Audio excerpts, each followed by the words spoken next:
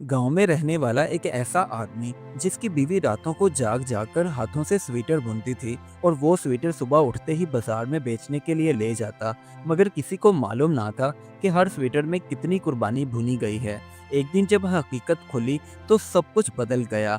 आखिर उसकी बीवी को स्वेटर बुनने में किन किन मुश्किलात का सामना करना पड़ा, इन सब सवालों का जवाब जानने के लिए कहानी को मुकम्मल देखें।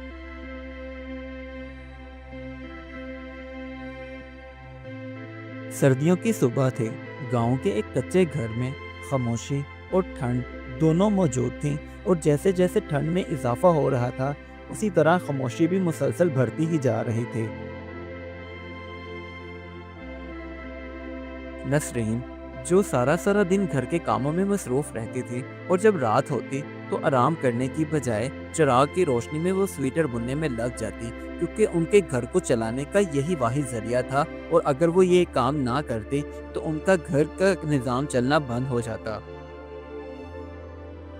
नसरीन का शोहर सलीम, वो अक्सर अपनी बीवी को रात दिन स्वेटर बुनते हुए तो देखता था, मगर वो ये समझ नहीं पाता था कि इस काम में कितनी मेहनत होती है और इस एक स्वेटर की बाजार में क्या कीमत होनी चाहिए।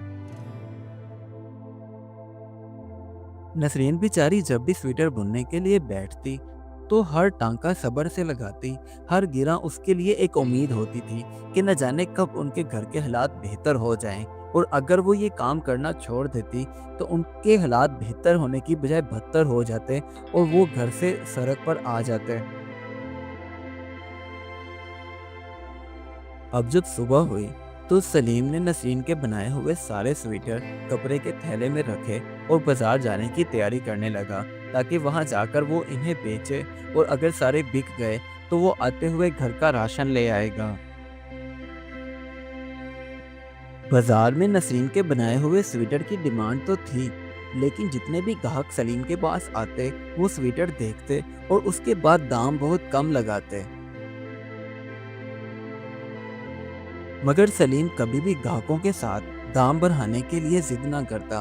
वो ग्राहकों को स्वेटर दे देता और पैसे ले लेता, क्योंकि उसे ऐसा महसूस होता था कि अगर वो जिद करेगा तो कोई ग्राहक स्वेटर खरीदे बगैर ही यहाँ से चले ना जाएं, और घर में तो वैसे भी पैसों की ज़रूरत है।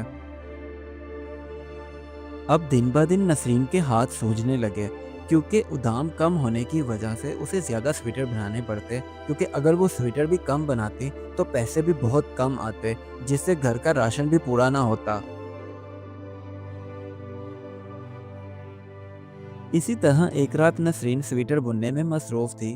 तभी उसका बेटा राहिम उसके पास आकर बैठ गया और कहने लगा, अम्मा, आप इतने स्वेटर बनाती हो, इनमें से एक स्वेटर मुझे भी दे दो। ये सुनकर नसरीन खामोश हो गई, क्योंकि वो सब जानती तो थी। फिर अचानक उसके जहन में एक ख्याल आया और वो उठकर गई। उसने अपनी गर्म चादर ली और लाकर अपने बेटे राहिम को देते हुए कहने लगी, बेटा, ये लो, इसे ओढ़ लो, इससे तुम्हें सर्दी कम लगेगी। इतने में सलीम भी वापस बाजार से आया और आकर सहन में चारपाई पर बैठ गया। तभी नसरीन खाना लेकर आई और अपने शोहर को देने लगी तो सलीम की अचानक नज़र अपनी बीवी के हाथों पर पड़ी, जिन्हें देखकर उसका दिल कांप गया। अगले दिन जब सलीम बाजार गया तो उसने इरादा किया हुआ था कि अब वो हर स्वेटर की सही कीमत लगाएगा। जब उसके पास कोई भी कस्टमर आता तो और दाम पूछता तो वो हर स्वेटर का सही दाम बताता, वो भी बिना किसी खौफ और डर के कि कहीं ये कस्टमर वापस ना चला जाए।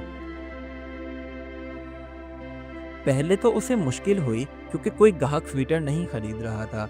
लेकिन कुछ देर के बाद ग्राहक उसके पास आए और जब उन्होंने स्वेटर की बुनाई को गौर से देखा तो कहने पर मजबूर हो गए, भाई, आप सही दाम मांग रहे हैं, क्योंकि ये हाथ का काम बहुत मेहनत वाला है। उस दिन शाम से पहले ही सलीम के सारे स्वेटर बिक गए और उसके चेहरे पर सुकून था, जिसकी वजह से वो खुशी खुशी अपने घर वापस आ रहा था, ताकि वो घर पहुंचकर अपनी बीवी को खुशखबरी सुना सके। घर पहुंचते ही सलीम ने अपनी बीवी नसरीन को सारी स्वेटर की कहानी बताई कि किस तरह आज उसने सही दाम लगाए और उसके सारे स्वेटर भी बिक गए। और उसके बाद वो कहने लगा, बस अब तय हो गया है, अब से हम दोनों मिलकर स्वेटर बुना करेंगे। اس دن کے بعد نسرین اور سلیم رات کے وقت چراغ کی روشنی میں بیٹھ کر سویٹر بننے لگتے، کیونکہ نسرین کا اس وجہ سے بوجھ کم ہو گیا تھا اور سویٹر بھی بہت جلدی تیار ہو جاتے تھے۔